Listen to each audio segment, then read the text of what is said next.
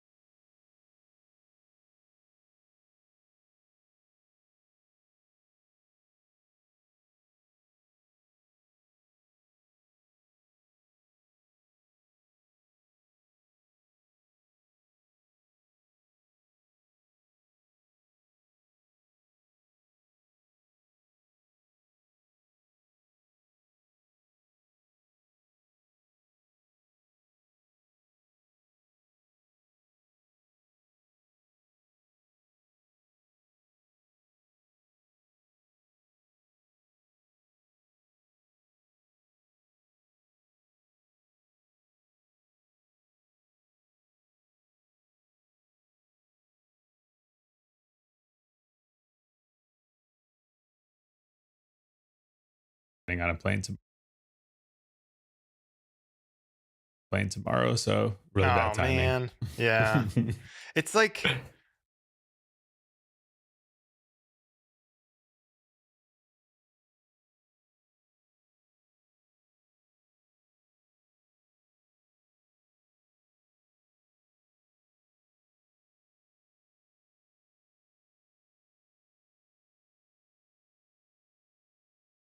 because that's what we do. I had a nicer webcam version of us. Where's that? Desktop plus. No, that's just me. Webcam plus guest. There we go. Sliding animations everywhere. Woohoo! We're live. And yeah. Unfortunately, my dog is not behaving with where I placed the webcam, so no dog cam today until he decides to move back, I guess. Do you have any animals in the place there? No animals. Yeah. Not at the I like that you moment. had to I look had a to couple double cats, check. but yeah. I had cats in my time in New York, but they have passed on. That's the. This may be deja vu, or I'm repeating myself, but as soon as I got a dog, then Instagram started showing me dog stuff, and within about a week, it was like showing me a bunch of people saying goodbye to their dogs, and seems like I guess it's a good reminder to enjoy the moments, but also felt a little harsh to be like, hey, by the way, that thing you just started to maybe figure out and enjoy is going to die. Right. It's going to go away. Yeah. Anyways, it's a good reminder when this morning I took him for a walk, and I was feeling pretty smug because I was, I work from home, and I'm taking for a walk past this lines of cars lined up, to drop kids off at high school or whatever, and feeling pretty smug in my I don't have to deal with traffic and whatever. And then, of course, that's the moment when he decides to drop a big turd. So I'm sitting there fumbling with the poop bag while these people are now looking at me saying, oh, I'm glad I'm not sitting there like that idiot cleaning up poop from a dog. But we still like him. Thank goodness for snow, is all I have to say. So what's happening in your world of as it relates to podcasting? As it relates to podcasting, I'm looking for some new podcasts. Actually, I find myself. It takes me a while to realize this, but the current set of podcasts that I'm listening to, I think I've heard enough. You know what I mean? Like I'm listening to a lot of personality-driven stuff, and it's like doesn't mean I don't love you anymore, but I need some new voices. Yeah. Like I can read.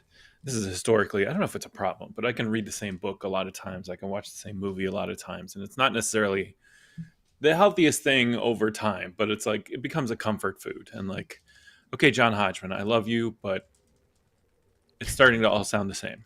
Yeah. John Hodgman, I actually haven't. Is he like? Does he have a podcast that he's doing like the smartest? Oh yeah, person? his long-standing podcast is called Judge John Hodgman. Right. Oh yeah. Okay. Yeah, which is very popular, rightly so. He takes, it's kind of like the old People's Court where people come in with very minor complaints and like, but he's no matter, how big the complaint is, how minor the complaint is, like he's always very thoughtful and tries to really figure out what the problem is. And like, it's usually an interpersonal thing and it gets people to think about their habits and how they affect other people and like that kind of stuff. So it's both funny and heartwarming all at the same time. Yeah. Which is a great combination. Especially when you're talking about things like whether a hot dog is a sandwich, know, seems silly on the surface, and that is obviously one of the more silly things he's adjudicated, but he goes deep on it and it's interesting. Yeah. Yeah. I kind of went, I remember Maximum Fun, like Jesse Thorne, right? Is the name of the guy? Yeah. Yeah. He's the guy who started it, but I think last year, sold the company to his employees. Oh, wow. That's cool. I think. Yeah. I assume. Yeah. Like it's one of those things where he could have sold it to Spotify for a ton of money, but he is that kind of guy. So he offered the employees the opportunity to buy him out. And I don't know what the figure was, but it was obviously enough for him. And obviously, it's clearly not nearly as much as he would have gotten from a larger media company, but that's not what he's all about. Yeah. Well, just ask, who was it? They got bought by Spotify Podcast Network. Not Relayed Out of FM. That's Tech Podcasts. Why am I blanking on? Earwolf? Not Earwolf. The one that it was like the podcast about podcasting was one of the main things where he started it from Gimlet. Gimlet. Oh. Does that sound right? Yeah. Yeah. Yeah, that's the one. I used to listen to a Gimlet podcast. And now I can't remember which one it was.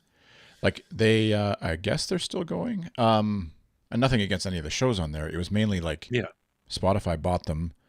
And it was amazing for a year or two. And I'm sure the founders made buckets of money. Oh, right. Gimlet.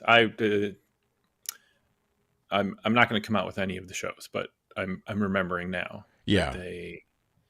Startup was the sort of original one. Yes, exactly. Right. And then from there, that was what started. It was the podcast about starting Gimlet, the podcast network, obviously back when it was very cool to start. Interesting. A podcast. I hadn't heard that they'd been acquired because I listened to a couple. This was a few years ago. I listened to a couple of their podcasts, and then it all kind of started sounding the same to me. So I was leaning away from unsubscribing to a bunch of their stuff anyway. But then they went through kind of a typical, COVID era reckoning of, as bosses, you guys are terrible.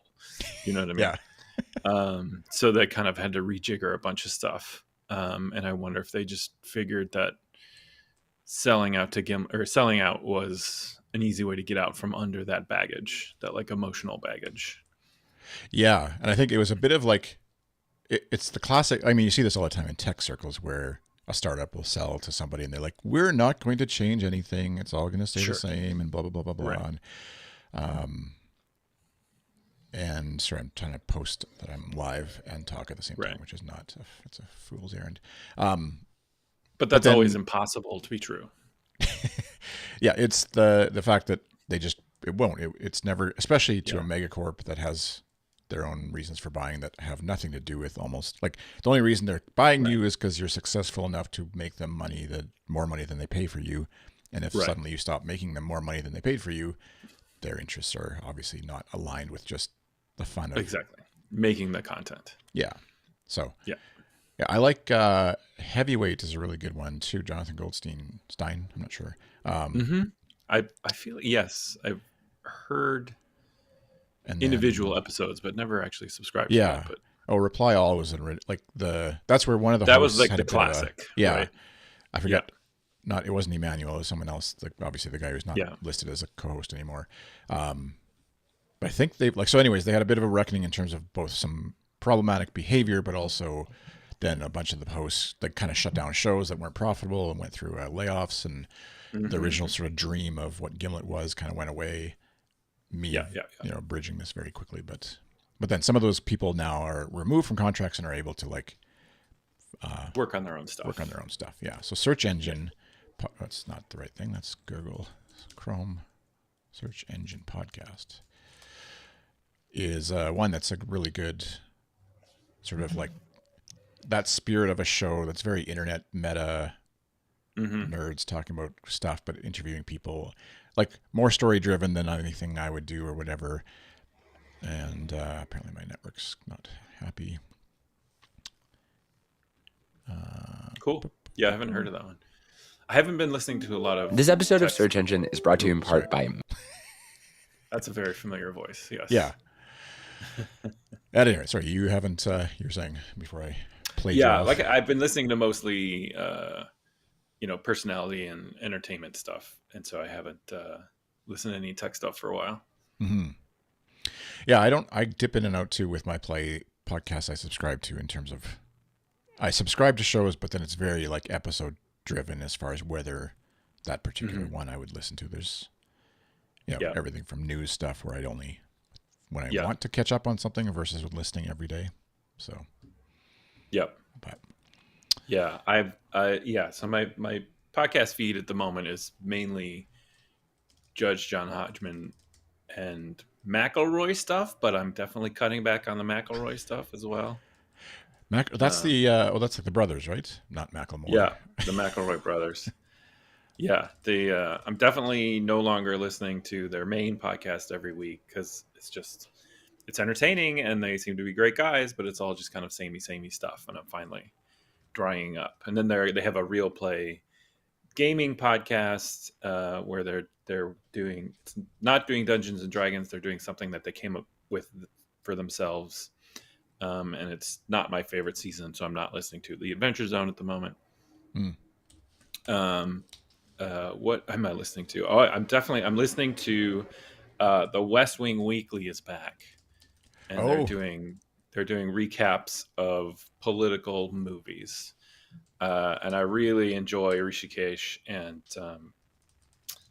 this is terrible. I'm forgetting his name. Josh Molina's vibe together. They're really great.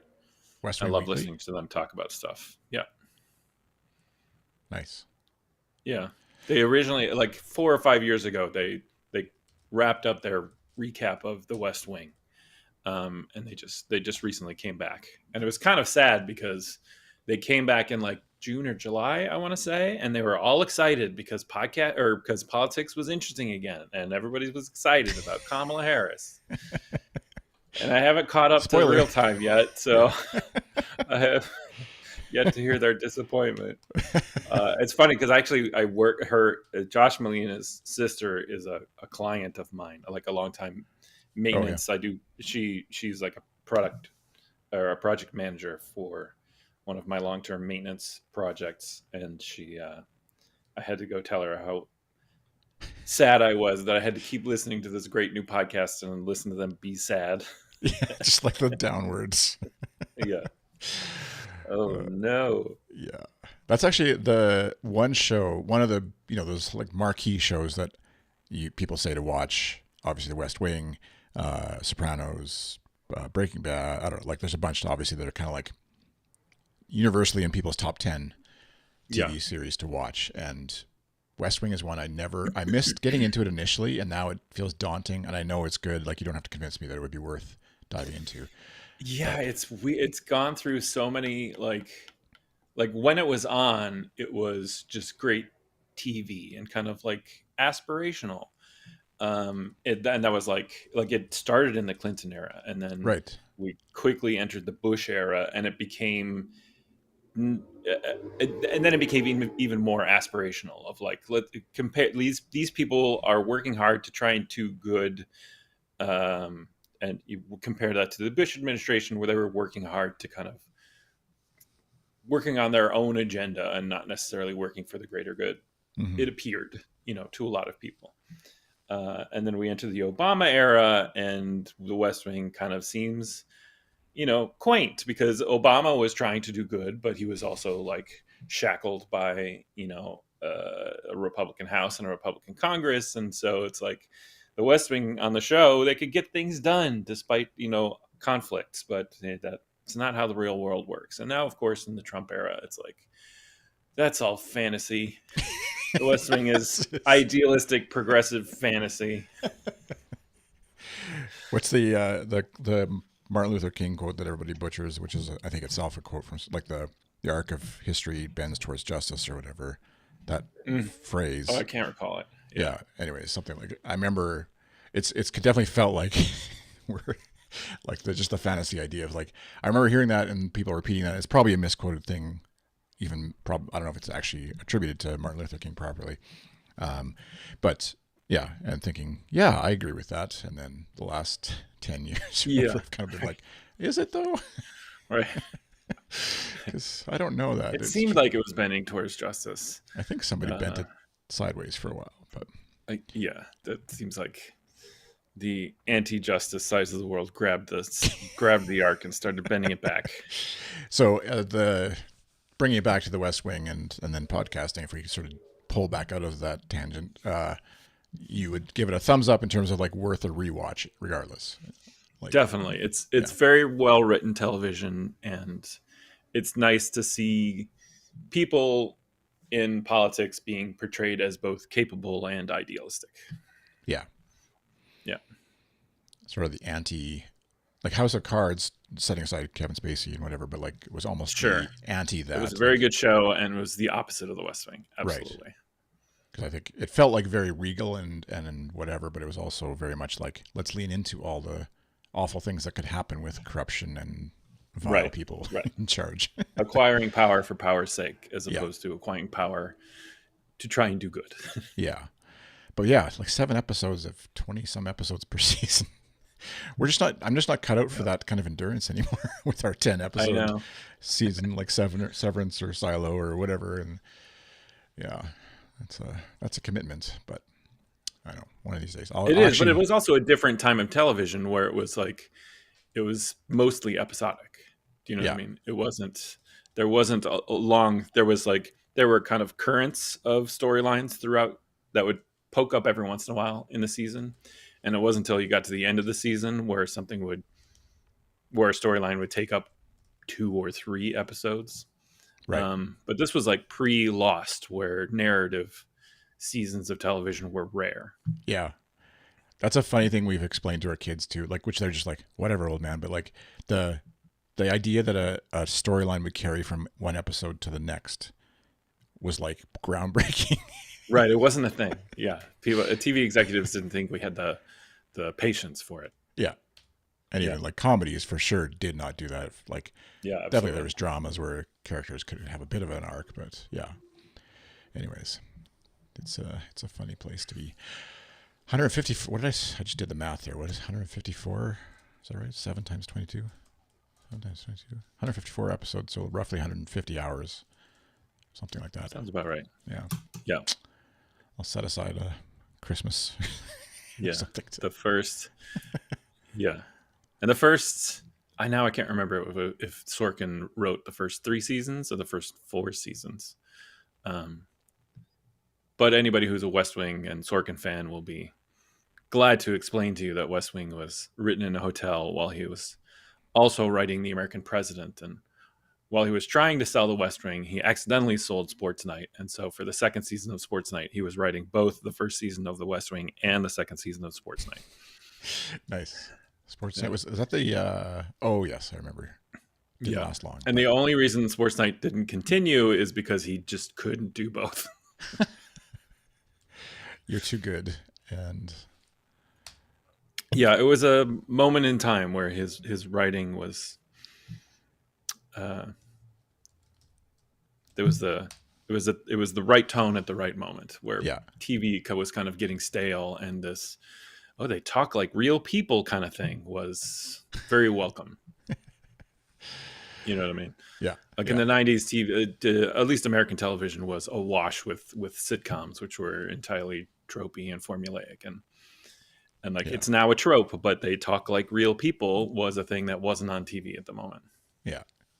Explaining, we were watching Severance, and like my 12-year-old was like, "Oh, I like she watched part of an episode with us," and I was like, "We're gonna watch another one. Are you wanting to keep watching?" And she's like, "Yeah, I find it really interesting." Because I was like, "Really? It's like just people talking in very bland offices and then occasionally there's someone running."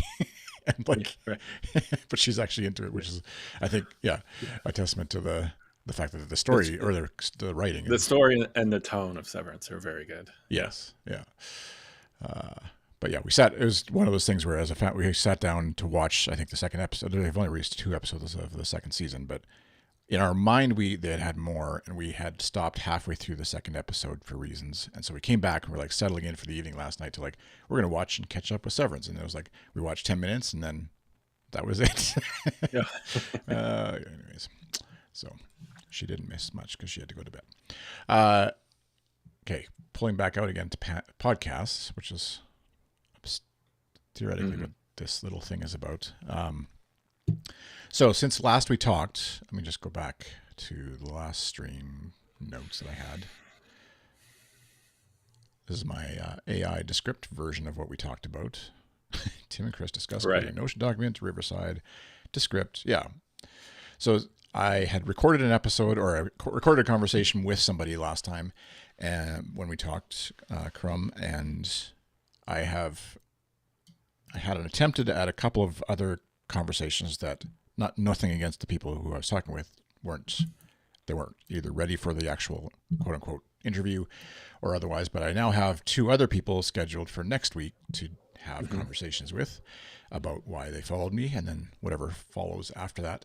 And so I'm still, I think I'm waiting for either this is a stalling tactic to, instead of doing the work, which you can call me on, obviously, or whoever, someone in the chat could call me on, but I'm still sort of waiting for like what the show is about, to have enough conversations with people to figure out what the show is actually about before I start editing an episode too deeply, which sounds like I'm being all fancy or whatever with it. And I normally, with a show that I edit for clients, I don't spend that long debating the deeper life meanings of a conversation about CSS3 or whatever. But just for this, because I'm afforded the time and because I'm lazy and want to avoid doing the actual grunt work, I can say I'm doing the deeper philosophical thing of waiting for what the show wants to tell me before I dive in too deeply.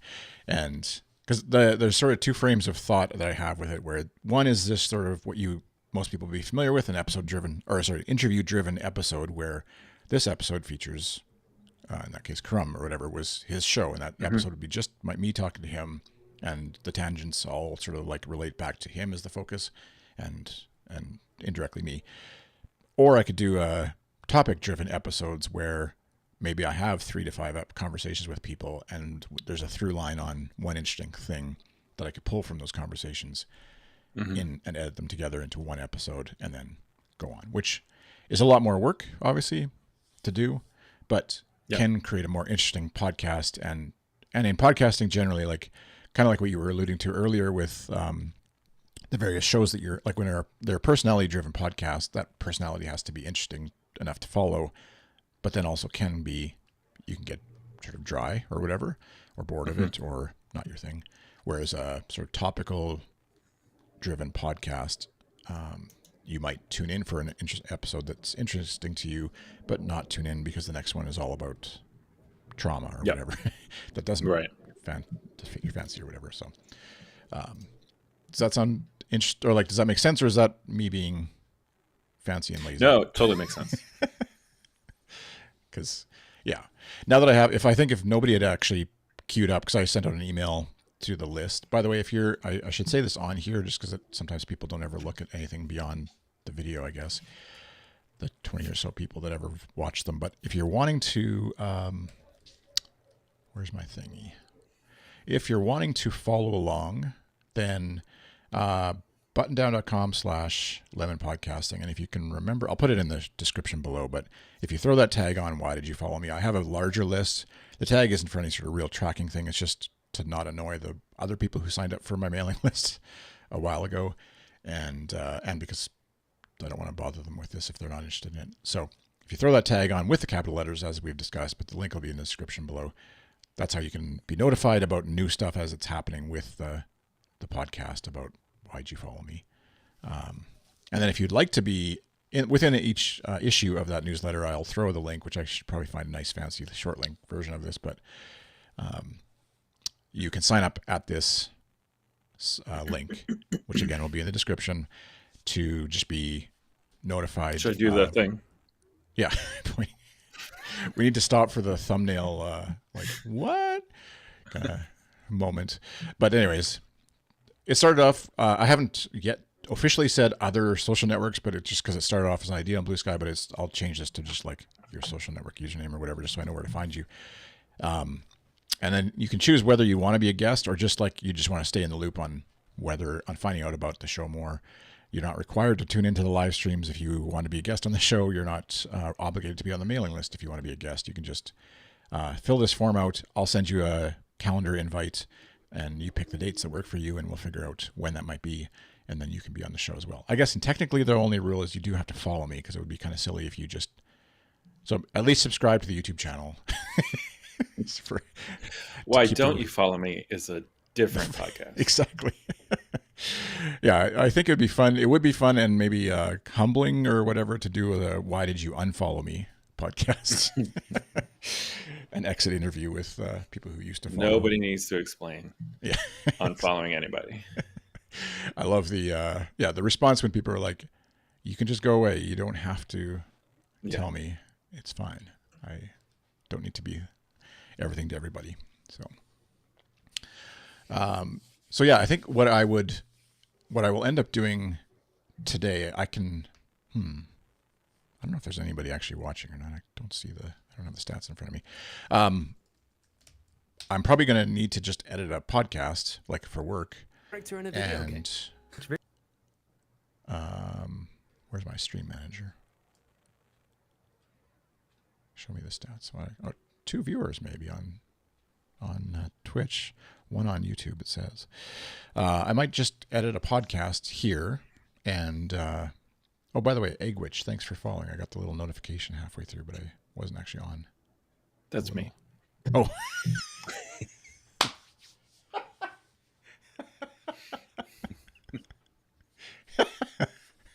Perfect. That's exactly that's the... You're welcome. You're welcome, by the way. So, Tim, why did you fall? I thought it would be rude. There, I just used the Twitch clip that moment thing for the first time. Oh, that's awesome. That's the beauty of the internet, of how quickly it humbles you. You're like, oh, 2 viewers. One is actually Tim, your co-host, and the other one is probably the dashboard that's telling me it's viewers. Myself. I assume Twitch has that figured out, but you never know. Yeah. So, at any rate. Yeah. So if you are the dashboard, put an F in the chat. Just let us know. Is it an AI? Yeah, an AI dashboard. Please identify yourself somehow with a bot emoji at least. Oh dear. So much for my fans. Anyways, I'm going to edit a podcast. Tomorrow.fm is the podcast, and I think I'll do it on stream. It's always awkward because they've cleared me to like go ahead and just edit live. That's not a big deal. They actually record it live often on their own Twitch channels sometimes. And usually they tell me if they have something that's sensitive they need to cut out or whatever. And so then I wouldn't obviously stream those ones. But I think maybe it's probably not super interesting for you to follow along or remain on because Yeah, sure. I'm not trying to get rid of you now that I know There's that a you're lot just of fiddly work. simply following me. I guess two things collide. You can hear that, right? First of all, Yes. just making yes. sure. Is it louder than it was before, or is it the same? It is Collided on. in the air.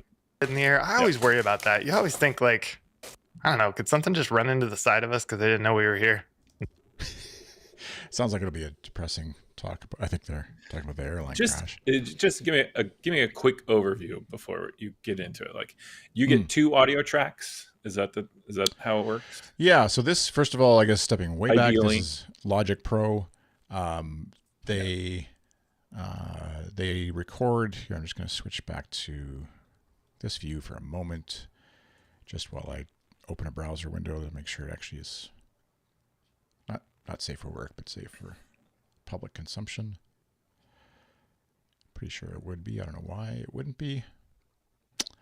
And then back to us. There we go. Okay, so they use Riverside, like we talked about previously, to record episodes. So nice thing actually is, I mean, obviously while you're paying for it, so it's nice they do this, I guess, but it's a built-in archive backup of every episode they recorded. So for whatever reason, you're like, oh, we talked about that thing on that, whatever. You could theoretically, and now thanks to AI and transcripts, you could search for stuff in here. So this is the recording they did 5 hours ago. And what I do is I grab the raw audio from each track. Hey, Riverside, if you're listening, someday please just give me one click instead of having to go through every track. Obviously with 2 tracks, it's not a big deal, but I assume that somehow a web page could do that since we can edit video, Probably. 4K video. I've been asking for it since day one. It's still, I can't, they've gifted me an account, so I can't complain too much. But anyway, so I download the 2 audio tracks. From there, iZotope. I have a subscription for this app, which is basically like a cleanup denoiser. It's what some of the apps like Adobe and other apps that you have will proclaim to do for you with AI and stuff like this. This is a bit more manual and fiddly, but it's what I've been using for years and it works. And so I can just basically spit it through that and clean up and level and sort of a basic, like not a aggressive, but does a lot of the heavy lifting for me before I then import those files, audio files. So this is the post iZotope files into what I use for, if it's strictly an audio podcast, I use Logic Pro, like we talked about last time. If it's video at all, then I would use Descript or Final Cut Pro. Mm-hmm. So I have a template. In their case, it's pretty easy. Music at the beginning, music at the end, and then the 2 tracks get dropped in. And I've gone through the remarkable effort of customizing enough to add the host's images to the tracks, just for, sometimes helps to humanize or whatever for me when I'm working, rather than just a waveform all over the place. And from there, it's just a matter of basically, I can't edit it and talk at the same time because it's really loud in my ears. I was just on the news. I just read about a plane crash, And so I'll just ignore the content for the sake of obviously being what it is. But chop off the beginning. I'm not trying to downplay what I do, but some of it is fairly simple. And this is after years of using Logic Pro. Other people like to use other apps, obviously, for a variety of reasons, but Logic Pro is the one because of the templating. Like it's really geared for obviously music production, but because each show I can have a template for it, I'm not starting from scratch. The intros, the outros, any sponsor music, Sure. tracks. Right. Every show's got its own intro and cadence. And even down to like, an EQ for each person or whatever, if they use different mics, etc. All of that's kind of set up. Oh, okay. So got it. So kind of, is there an ideal sound that every EQ for each podcast is going for, or does each podcast have its own ideal sound? I mean, probably if someone was doing like a, what's the word I'm looking for? Like archaeological dig into the history of podcast editing and somehow stumbled into the vein of, Chris Lemon Productions podcasts or whatever, there would be like a bit of a signature sound to that, probably over what Studio B or, whatever other editors use. In general, though, like the goal is to sound like a professional podcast. And so the only thing the goal is to sound like these 2 people are sitting in the same studio as every other as every other podcasters, all the other podcasters in the world. Exactly. Yeah. Well, and as the world has kind of synthesized down to the Shure SM7B microphone that everyone from whatever Joe Rogan down to your favorite tech Everybody podcaster is using. And there's 100 other mics, obviously, that people are actually using, but that's the one you see. It kind of, I think it actually does a pretty good job of like, obviously everybody's voice is different, and that's the most important part. You don't want to like make them sound different just for the sake of different. And so it does a great job of being a fairly neutral agent in the whole podcasting mix so that everybody's actual voice comes through really well. And so that's where with the EQ too, I try not to do much fiddling. And that being said, I've never met Adam or Dax, in this case, the host of this show, in real life. So I don't know. Maybe I am, maybe their wife or their partner or whatever would listen to it and be like, that is nothing that's not like what they you sound like. Yeah. Right. But I haven't got that feedback yet anyway. So yeah, try to aim for neutral-ish, but just cutting out any highs or lows mainly. So Makes sense. and it is a bit of an alchemy, I think, too, where I haven't gone to school for like EQing or audio engineering even or anything to that degree. And so more of like stumbling into this backwards. But so it is a bit of like subjectiveness too. And so I've had clients where I can't really get their EQ right for them, or prospective clients, I guess, in that case, like something was off and they just didn't jive with what I was doing or whatever. And that might be part They of it. didn't like the flavor of it. Yeah. Yeah. Which is fair. But so yeah, that's the benefit of picking these two guys is they're technology guys who also have developers who have a fair amount of disposable cash, let's just say, in terms of like giving money to a hobby where they do have really expensive setups. And they have like good listenership and stuff. It's not just like two people listening and one of them is the co-host. Right. So I actually want to do an episode of, at some point here, a conversation with them, whether it's on here or just my blog or whatever, but just like their workflow. Because remarkably, just even, what was I going to say? To show like, I think I still have their stuff downloaded. Yeah, so like tomorrow is this show. And it's just an example. Basically, like there's very little noise when he's not talking.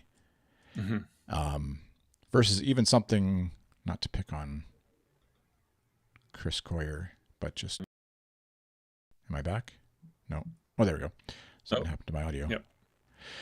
Oh no, it wasn't him, but I think it's Dave. That's weird. I don't know why I keep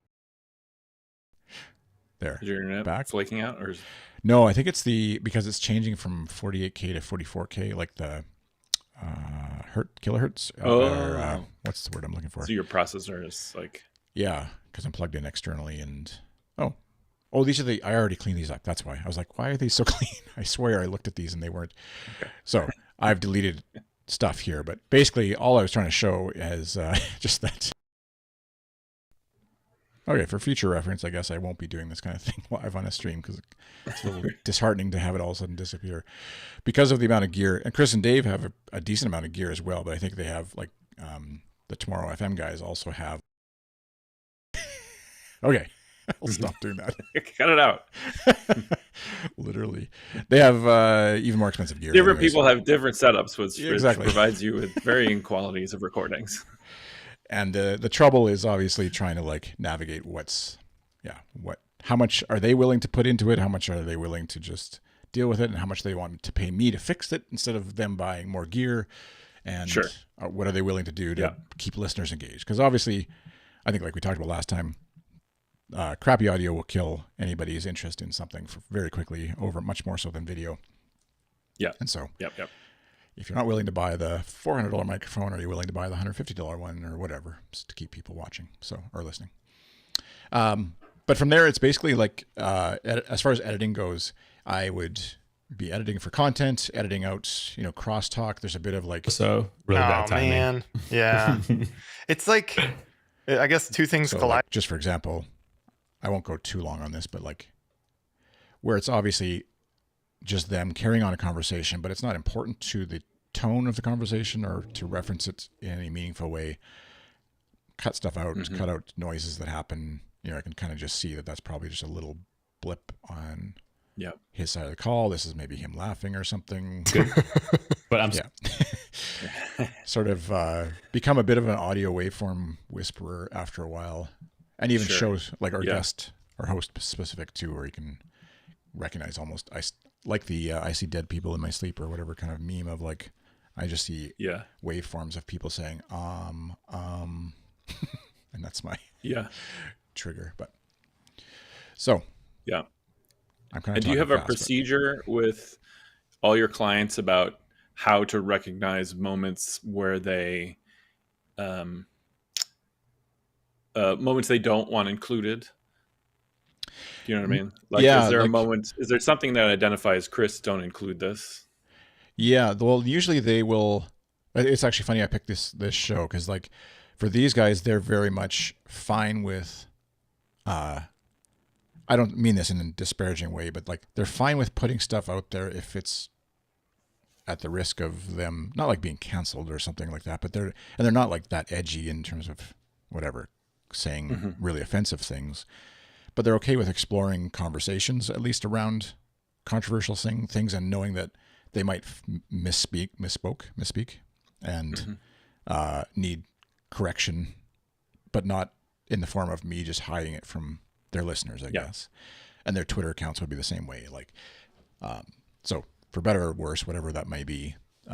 So there'd be times where I'm like, with this show in particular, where I'm like, ooh, I wouldn't say that, but I've learned that they don't care, which makes them sound like, in this climate, it's hard to like, I don't think they're like, they're definitely not in the like Nazi sympathizer extreme. Like that. And right? I didn't even mean it like that. I just mean it like a lot of times, like you say something and like, I could have said that better. Do you know what I mean? Right. Like, let me say that more clearly. Yeah. So other shows, so these guys would be straight to tape, more or less, like edit out flubs or something, or coughs or clean up the audio, but more or less straight to tape. And like, that's what we want out there. Whereas other shows I have would be more of like, they'll, like, especially a couple of the fitness people that I edit, where they have it's a solo show and they're just like talking about how your glutes can be whatever. And then she'll just say like, oh, actually, Chris, let me just restart back at blah and, redo that. I think I could say that's something you have to listen for. Yeah. It's definitely not a, set it and forget it or whatever. And that's where I'm sure there's ways for AI to replace that eventually. Like, obviously, every time we say like, oh, I can't believe, or I can't imagine AI doing that or whatever, then somehow it's like doing something similar to that, just at the cost of obviously like a, massive energy suck or whatever. But, right. So like in theory, someday that could happen as well, obviously, but there's still so much human interface, human interaction with it that feels like it results in a better product because they can reliably do that. And that's what I think, when you can afford to, especially if you're not doing like a live stream or any sort of public performance of the recording, it's super handy. And that's like one of the things on my website that honestly has been like by far, aside from word of mouth, which is the most common way I get clients, but this like, why hire a podcast editor thing? And it's just... All right, Chris, how are you, sir? Notice that there's sound effect to start and a sound bite from my guest. So we'll pause for that. 3, 2, 1. This is going to be a tough one for you, Chris, and sorry about that. Do what you can. Okay, I'm going to dive into web components. I just think that's a good sign. We'll let that pass and we'll edit this out. Oh, that's my dog. I apologize. We'll fix that in post. It's just the way it is, but you sound good, Dave. I wouldn't worry about it too much. Plus, we have the masterful Chris Enns on audio engineering. I flew him down from Canada to sit by me on a mixer. He's just so good at editing, and it just doesn't make sense for me to do it. Yeah, we'll just send it to him. Nope, that's not the way it worked. Chris, will you go back and edit that part out? I'm going to start over. Yeah. Am I pink or you? You're pink. I totally that all up, didn't I? Doesn't matter. That's why we have Chris. My bad, Chris. Sorry about that. Yep. Sorry. You'll have to cut this out, Chris.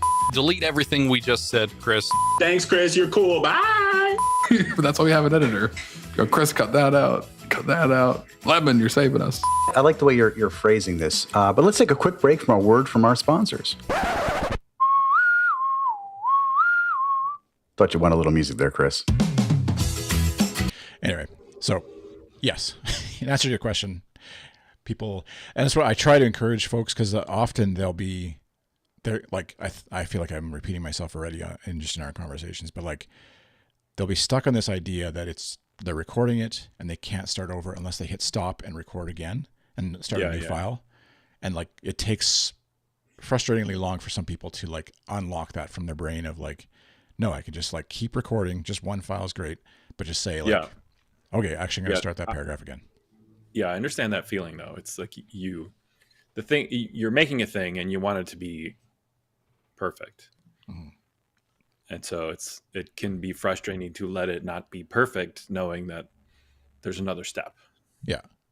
Yeah. It's a little, I don't know if this is a good analogy or a bad analogy, but like my mom has a cleaner that comes, but she cleans her house before the cleaner comes so that it's not, you're like, why are you paying? You don't want it dirty for the cleaner. Yeah. And so it's kind of, there's a bit of that too, because it is still a performance that you're sending to somebody. Like I get to hear it, even though you know that I'm going to be fixing it in theory, and that's why you're paying me to do it. But yeah. So that, I think once people unlock that, honestly, that's like one of the biggest, you're just, you look like you were frozen, but you're actually just like locked in on something. But yeah, like once people unlock that idea of, I can just do the thing, relax, know that it's going to get edited, like the people who I included in those clips, obviously. Then I feel like the show, if you call it a performance, which some people are reluctant to do with a podcast because we're just having a casual conversation, it's not a performance, but like it still is if you're hoping to have listeners and subscribers, and it is a performance of some sort. But if you want to have a good performance, then yeah, getting to start over and restating something, or even like with a guest, like if I was interviewing you, I think I did this with Karam even, where I asked a question, he sort of fumbled an answer, like he came to the right, or not the right answer, but like he came to the answer I could tell he wanted to say, but it took him a while to get there. And so I just said, why don't you just restate that again? Because I feel like you landed on it better than you started or whatever. Sure. So then even in that case, like it's ostensibly my show, but I want the guest to sound good and smart and interesting. And I know they are because I can hear them say the thing, but they just kind of needed a take too. In that moment, their brain was ahead of their mouths, or vice versa. Yeah, exactly. Yeah.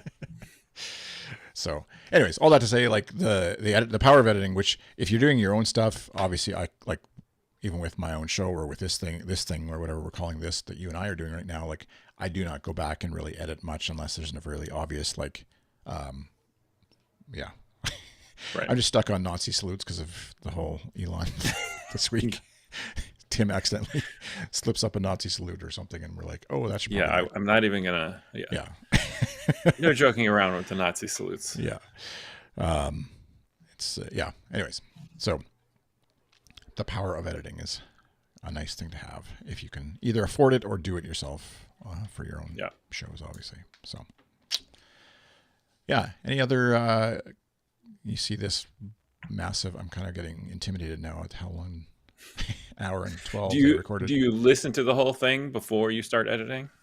No, not especially with these kinds of shows where it's again, very extemporaneous and you're very familiar with them. You don't need to listen to them. Exactly. There's another show. I've always wondered about so there's lots of streamers who, spend hours playing a video game and then put out like a 10-minute video on YouTube. And it's like, how does the editor approach that? Do they actually watch the whole stream to kind of get a theme to edit around, or do they just start cutting right away? Yeah.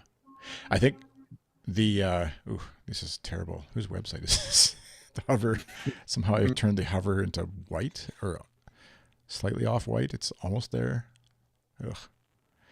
I keep threatening myself to get off of WordPress for reasons, and then whenever I go to do that and have my portfolio that I'm like, anyways. The question you actually asked though was about, now I'm brain farting. Do you listen to the whole thing? Oh yes. That's why I went to my website. Thank you. So a show like Podcast Awesome, which is from the folks behind Font Awesome. If you're a web nerd, you might be familiar with them.